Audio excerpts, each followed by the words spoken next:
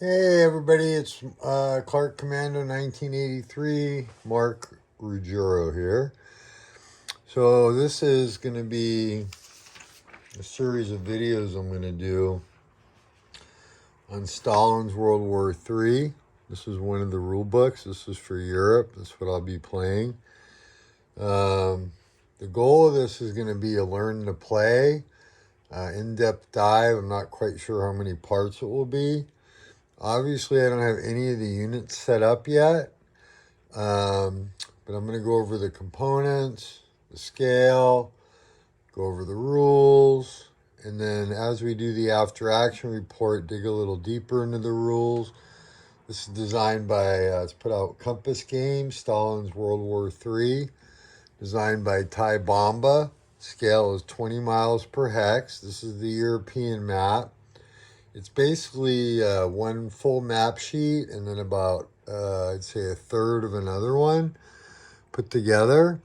So very, should be able to fit on your table pretty manageably. Let's see, I'm trying to, well, let me zoom back in. Interesting. Okay. I'm kind of learning. I got this new phone. And there we go. Let's do that. Okay. Let's keep going. All right, there we go. So I'm gonna let's go over the components first. I want to say the rule book comes in a nice box, which I have stuff in. I can't show you the standard size box. But the rule book is, honestly, I really like the cover for this rule book, almost better than the box cover art. But it's the rule book's really nice, very well laid out, very well cross-indexed, mostly black and white, big text. In fact, it's all black and white, a little bit of color, some of the unit descriptions and whatnot. Well, there you get a view of some. Train effects on the back of the rule book, which you also have all this info on 2 player aid cards, so each player gets a player aid card. Type's pretty big. I read the rules once and then I redid it a second time, highlighting different parts of it. Now, obviously, I have, like I said, I have no units set up. So this first video, I'm just going to go over the scale. I'm going to go over the components, what I think of the game, just haven't read the rules. And then my part 2 video will actually be after I get set up, and then kick off, and then we'll see how long, like I said, how long it lasts. Player aid cards are done on a nice card stock. Nice little color there. Terrain effects chart, your CRT. And then on the back side, the one I showed you is for Europe. And then this one looks like, Middle East. This one's for the Middle East. The rule book for the Middle East is separate. Once you read one, though, having read the notes, you can pretty much, it adds a couple little more things if you want to play them both at once. But there's for the Middle East. Each game, so really it's 2 separate games in the box, but you can combine. But each game has 2 counter sheets. These are the Middle East. And the counter, how you differentiate, I'm glad they did it because they didn't really label it or anything, but it's really not too bad, is the counter colors is a little bit darker for Europe. Okay? So let's go with the range of the units represents anything from regiments to divisions. And it's attack, defense, movement with the unit type. So there's nothing really like super complicated in this for an experienced wargamer. It looks like I got this online from Ty.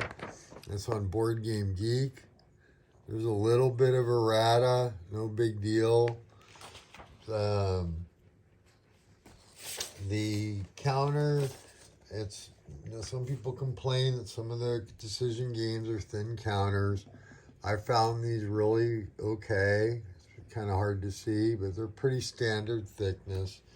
They punch out pretty well. If you're not a counter clipper, I do recommend using an X-Acto knife because the dog ears are a little bit, nothing out of the ordinary. So anyways, the map, as you can see, is really, the terrain's really well defined. I'm going to kind of jump around. The Soviets, or the communist side, is going to set up like mainly in East Germany with, there's some units of both sides in Austria, which, can you see? Let's see here. Austria. I guess I need to go down a little bit. All right. Whoops. Whoops. In Austria, and then you can set up some stuff in Hungary. The objective is the game lasts 10 turns. Each turn is 1 week. It's definitely what we would call a panzer pusher game. And what I mean by that, it's a Thai bomber design. So you have concentric attacks. You have, some shifts for air power and whatnot. And I'll go over all that during the gameplay.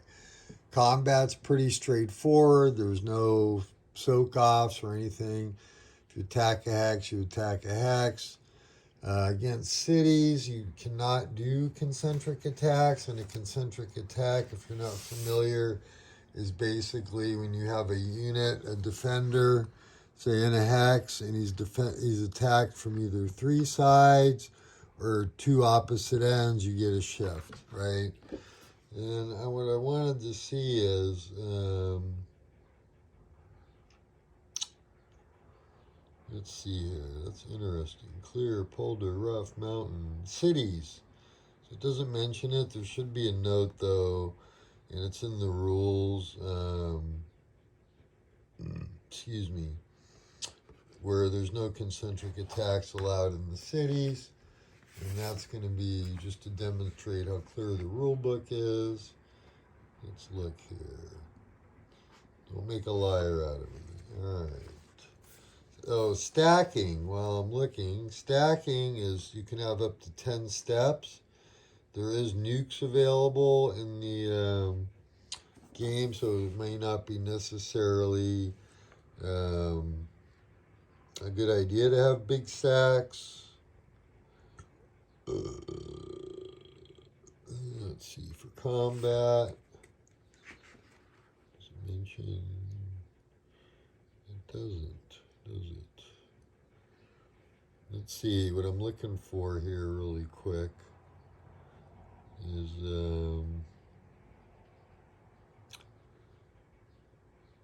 there's a little bit of errata. So under the city for combat effects, which it doesn't have any, it should have 2 columns left. So I'll mark that in with a fine point marker. That is interesting. I don't know. Make sure it's not on the other side. No, it is on the other side. Okay, well, I'll make a liar out of me. For some reason, it is listed on this side. About no concentric attacks. Defender retreats are converted to bloodbaths. And I'm just going to confirm that in the rules. Yep. So 12.16. Very clear. Okay. Not a big deal. So it is on there. You just got to read both sides. So my initial thoughts on the game are this is going to be a fun, basically, attack. The victory conditions are based on points. If the Soviets are able to capture all the capital cities on the map, which the last one would be Paris, okay, they win an automatic victory. They have to take all the capitals. That means they're going to take Rome. They'd have to do pretty well to do that. Also can win an automatic victory if the U.S. prestige, which starts at 99 points, drops to 0. And we'll go over exactly how the prestige works. later on. Basically, I believe it has to do with mostly nukes and how those get used. See,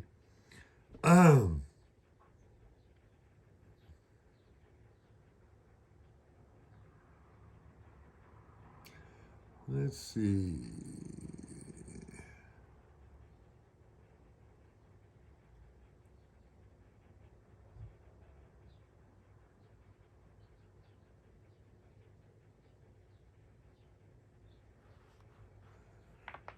Prestige basically had drops for nuclear attacks by NATO. The setting for this, by the way, is 1953. It's based on supposed plans that Stalin had to attack the West. I actually don't know what Ty based that on. If he sees this, he might want to comment. And of course, Stalin passed away, died before he was able to realize it, and as we all know, it never happened. So, anyways, but I want to keep this one a little short. I will, like I said, after I do my setup, which might be later today, might be tomorrow, I'll do video part 2. If you have any specific things you want to ask after watching this video, please comment. If you like what you see and you want to join me for my journey, this is going to be a lot of fun, I think. Please like and subscribe to my channel. I appreciate it. I love wargaming. You guys know I'm having some cancer challenges. But I do have my surgery coming up. So anyways, that's going to be all, being positive. And later this week, knock on wood, I'm going to Campson Expo in Arizona. So hopefully that works out. I'm going to play some of my other favorite, which is my Death Ride series from Grognard Sims. So let's see here. What am I looking for? So in general, I was going over how to win. So at the end of 10 turns, you do victory points. If the Soviets get to 60, they win. If they don't, NATO wins. Automatic victory, I already told you the 2 ways: capture all the capital cities, or if U.S. prestige gets below 0, or gets to 0.